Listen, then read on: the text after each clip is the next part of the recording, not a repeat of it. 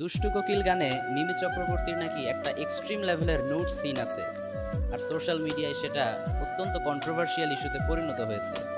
আমার অ্যাসিস্ট্যান্ট আমাকে বলল, হুজুর, এই ইস্যুতে কিছু মেসেজ ড্রপ করার জন্য অনেকে আপনাকে রিকোয়েস্ট করেছে।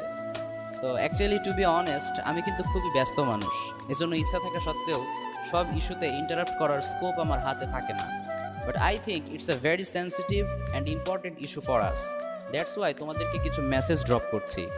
ফার্স্ট অফ অল, আমরা সকলেই জানি যে ইসলাম আমাদেরকে এই ধরনের সিনেমা দেখা সাপোর্ট করে না, হারাম করেছে আমাদের জন্য।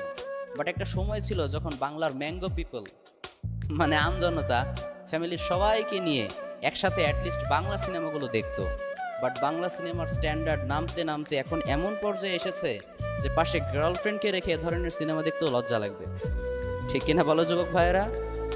সেন্সর বোর্ডের মেম্বাররা কি যে করে আমার বুঝে আসে না।